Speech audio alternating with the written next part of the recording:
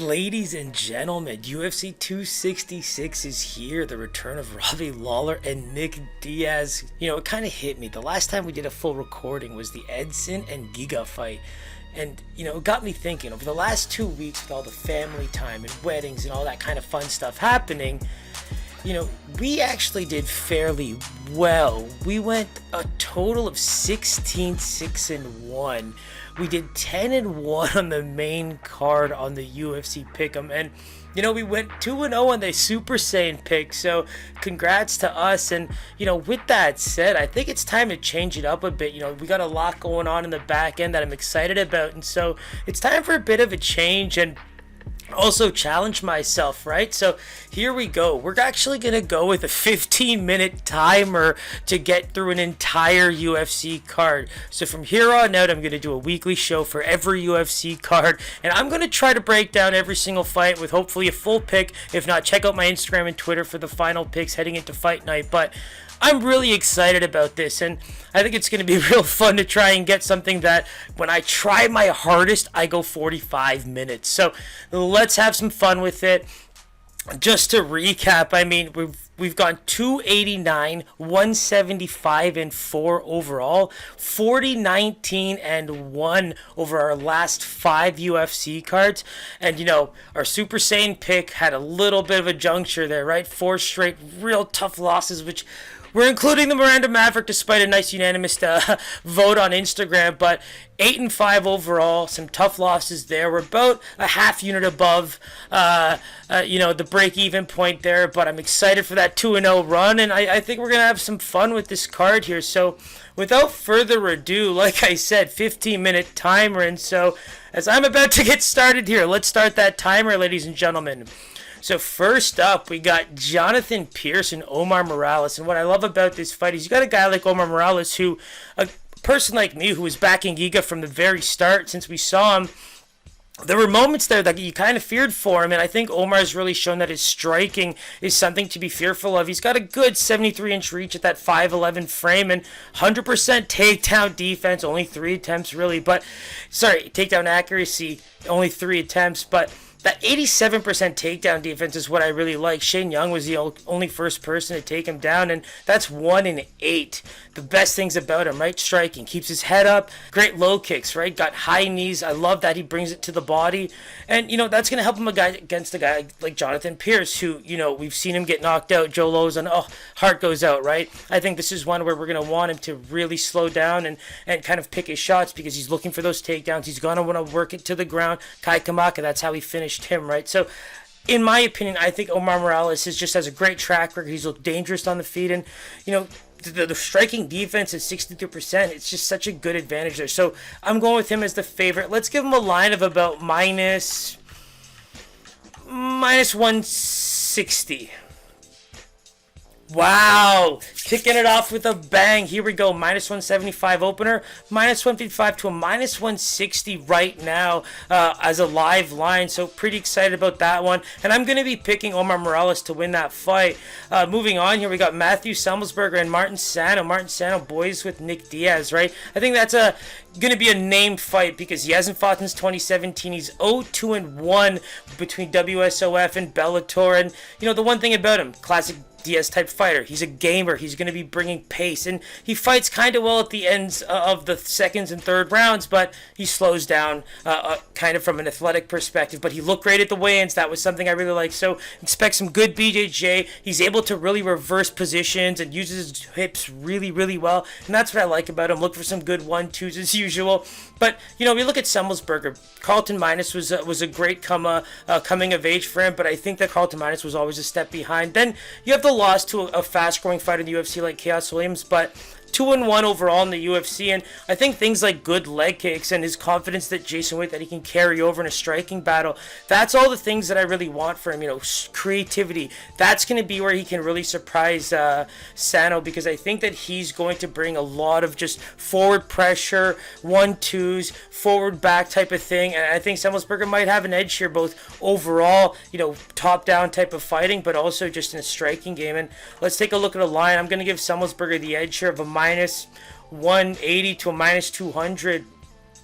And here we go, minus 350 opener, now sitting at a minus 600 to a minus 500 in some places live line. So I was way off there, but, an obvious favorite, and it's clear where that line lasts. And Nick Maximov, another, Diaz prospect coming in against 3 days notice Cody Brundage, and couldn't come at a better time for him, right? The whole story with his daughter and struggling health-wise, and how he openly said, for everything I've been through, this is kind of, there's no nerves or anything for this one. This is like just a walk in the park, and I like him in the stand-up game here. I think Maximov's going to constantly be looking for forward pressure, looking for takedowns, trying to work ground and pound. That's the name of his game, right? And the thing about Brundage is he had an early stint on Dana White's Contender Series, and he actually lost to William Knight via KO, but a lot of those elbows to the bottom, you can't really see me on camera, but to the head from the side as he's going for a takedown, that's something you can learn from, right? And the big thing for him is he was already in training for another stint on the show,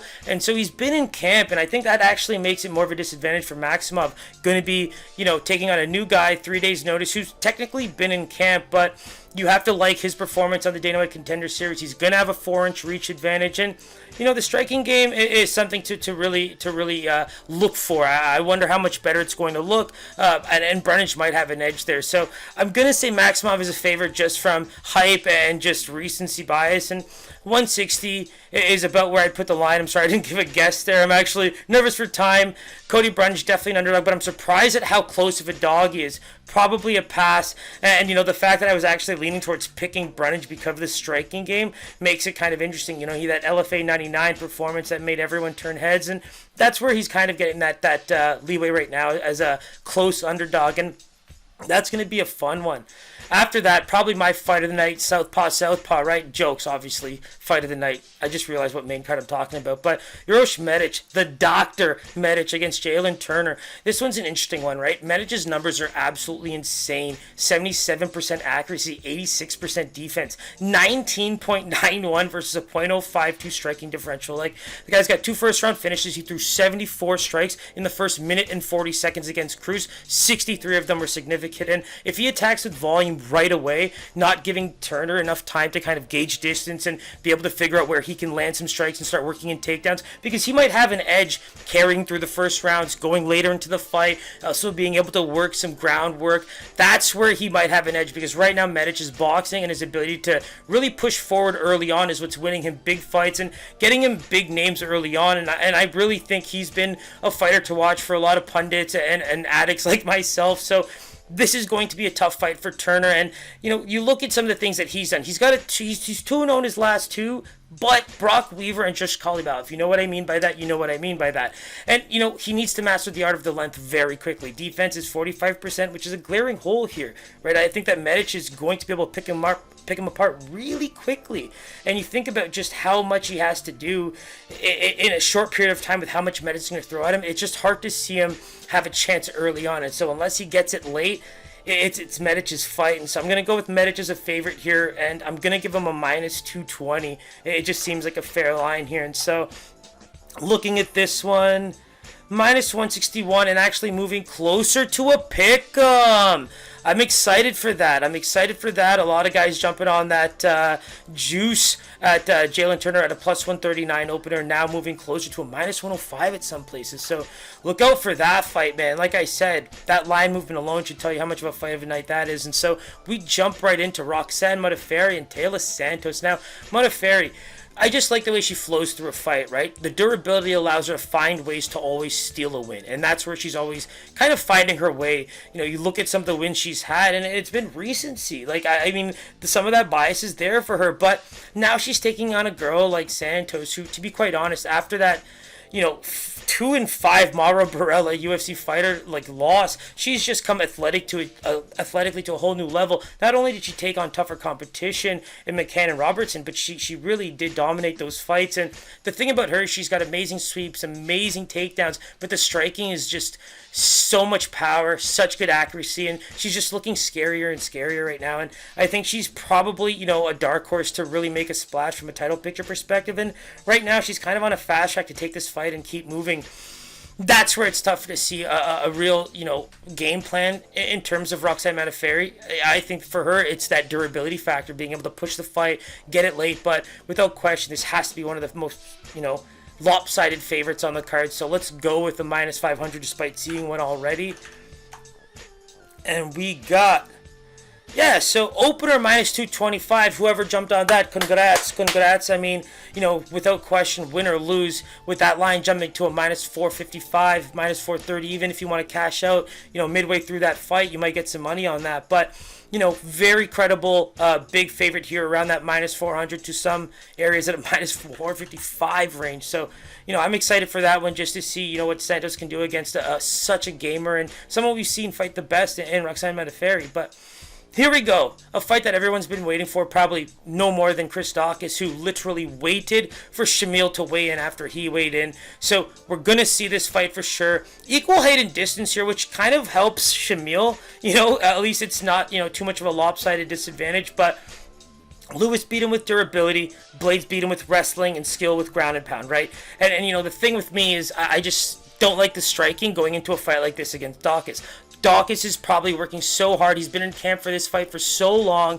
At this point, it's like, might as well watch tape 2, even if he wasn't before, which I'm assuming he was.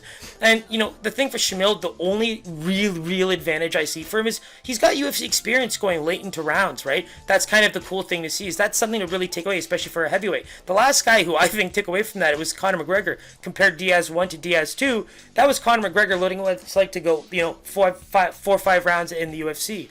I'm obviously getting real nervous about the time. Chris Daukaus, though, right now I have this Aspinall Chris Daukaus lineage with Cain Velasquez and Tom Aspinall and Chris Daukaus lineage with Cain Velasquez and Junior Dos Santos is just that cool line of heavyweights that are probably going to clash heads at some point or another, but 11.78 strikes landed per minute with 100% takedown defense against guys like Rodrigo Nascimento. A lot of things to consider there, right? Crazy thing, Parker Porter was his toughest fight and almost lasted 5 minutes, right? So, boxing, unreal takedown defense going into a fight against Shamil, for me, spells, a big opportunity for him to steal a much credible win for him to move on from this storyline and get to a bigger, opponent. But we're going to go with a minus 190 to a minus 250. You know what? That's a huge gap. We'll go with minus 225 here as a line for Chris Daukaus. I think that he deserves that line, especially for being in camp for the same fighter for so long. Shamil having the issues to deal with. Minus 190 opener. Getting close to my line of minus 220 only at some places, including one of my books, yuck. But minus 200, minus 210 on average. So, if you can hop on that minus 200 line, I still see some value there. And I think Shamil's going to have a tough time dealing with that striking early on. But if it goes late, something that Chris Daukaus hasn't seen, that's where you're going to get the value for Shamil. So maybe a live action type of thing for that one. But now we move into a fight that's so surprising on the prelims, right? Maybe Calvillo could have dropped down a little bit. But Dan Hooker, Nasrat, I think this is one where the guys have just worked so hard to be there, right? Can't believe that we're even having the opportunity to watch the guys fight after all the things they've actually been through. So it's fun to see that. You talk about Hooker being 0-2, but best fighters in the world, right? He's coming off a win streak against Vic, Big Al, and Sir Paul Felder. Those are some very great names. Help put Vic kind of out of commish, right? You talk about the loss to Chandler, a lot of the footwork, big power punches. Hooker doesn't really like to fight outside. He's a good boxer, but he likes to come in close and land big elbows. He's a great pocket fighter, but takes big blows, eats damage, probably enjoys some of it. With Hack Press, you're getting a guy who likes to throw big shots, but I think that he has to worry here because outside of that takedown defense, which looks pretty good, I think that he's fighting a guy who's a little bit more creative, and we've seen Hack Press really do his best work late in the fight, and I think that Hooker's going to really bring it to him early on. And track record-wise, Hooker's just too nice to look at. I think that this is you look at the man and you're just so surprised that we've been watching him from 2014. It's absolutely nuts, and his body of work is something to really marvel. So I have to go with Hooker. I'm going to go with something low, actually, around a minus 120. I think this could be something about a pick'em, so let's take a look. Minus 150 opener, still hovering around minus 145 to a minus 155 for Hooker. Hack Press plus 130. some places offering plus 115 at this point, but you can still get him at plus 130 at most places. And now we're getting into another massive fight. I think this is a tough one for Moraes because he's coming off 2 losses against Sandhagen and Rob Font, where the striking aspect of things was surprising, right? That's where he actually does his best work. The cool thing about this fight is despite all the accolades that we see with Merab, is that the wrestling side, early on, he had struggles with Ricky Simon and all that, and even got finished 17 of 45 in his first 2. But now, maybe he's coming for comeback with that knee. He's averaging about 7 takedowns, but you look at Merab, who went, I think it was 2 for 20 against John Dodson, my guy, and Moraes went 1 for 2. So I think that the takedown side of things, if Moraes lasts the first round, Merab can get a little tired, but he's just so ferocious and he just keeps coming. And I think the cardio is just getting so good. So for me, it's hard to go against, Merab when we're seeing Moraes, who's now 1-3 with that split over Aldo. It's a lot of questions with where he's gone and just the future of this division. So I'm going with Merab in this one. I think he's ready to go, and I'm going to go with the line of about minus 200. I think that's a fair line for him. I think that he's that much of a favorite. And so they were a pick'em opener, and he's minus 260, minus 250 as a, dog there. So for Moraes, I mean, you can get him at plus 200 at this point. So that's very interesting. Let's move into the main card with a minute left. Andrade is the pick for me right now. I think the track record, recency bias, she's going to walk through punches with Calvillo. I don't think she's going to be scared. Calvillo's never finished anyone in the UFC, and Calvillo has 71% takedown D. And I just think she doesn't have the striking to kind of let that be anything she should be scared of. So you talk about, even the chances of getting her taken down. 66% takedown defense for Andrade with what she's been through is kind of insane. So I'm going with Andrade for this one, and I'm going with the line of about minus 300. I think that she deserves it. Minus 230, and it's kind of the worst you can see is minus 250. So we're moving right into Blaydes and Rozenstruik, and I think this is one that's very unfair. I think that Rozenstruik is a guy that's fought the most technical heavyweight fighter in the world and the most powerful fighter in the world, and now approaching technical. So I think that Blaydes is, responsibility and discipline is always the question. So we're gonna actually just go with Rozenstruik as the pick 'em here. I think that the two. All right, so our time's up. I'm going to figure out how to do this. So we're just going to spit as quickly as possible. See how we can do. So I said Rozenstruik here. We're going to go 2 most second fighter she's ever fought. Like I said, got an over in takedown-wise, 4 for 24. So I'm really interested to see just how good, Blaydes can be in a fight where the first round's going to dictate everything. And Rozenstruik's striking, outside of those 2 guys that I named, is phenomenal. So I'm going with Rozenstruik, and I'm going with a favorite line of, wow. So here's the thing. I actually want to lay that as a pick and as a money bet. And so to see that is kind of crazy. Minus 290 opener for Blaydes. Minus 325, minus 330. So I get it. The wrestling could be absolutely crazy. And maybe I'm a Rozenstruik Biggie Boy fan. That could show in my projection of this line. But I do believe that this is kind of a tough one to show, and I'm ready to see what Rozenstruik can do in this fight, because Blaydes suffered, like I warned, against powerful strikers like Derek Blaydes. He kind of lets his chin go, and that's where I think Rozenstruik can do some serious damage. Now let's get into the 3 what I would call main events. You got the Nick Diaz fight and Robbie Lawler. Number 2, I'm pretty pumped for this one, but for different reasons, right? I do think that given the fact that we gave away a pick to Nate Diaz knowing that he'd lose to Leon Edwards, it's tough for me to even do that in this one, just because Robbie Lawler last lost to Neil Magny, who's approaching, contender status since that Chiesa fight, before that Chiesa fight. But now I'm wondering, in this one, how much of a lopsided Sanford MMA trained fighter who's fighting as recently as 2020, when you really look at Nick Diaz's track record, it's kind of crazy, man. The Anderson Silva fight was the most recent one, and that was overturned for both of them testing you-know-whats.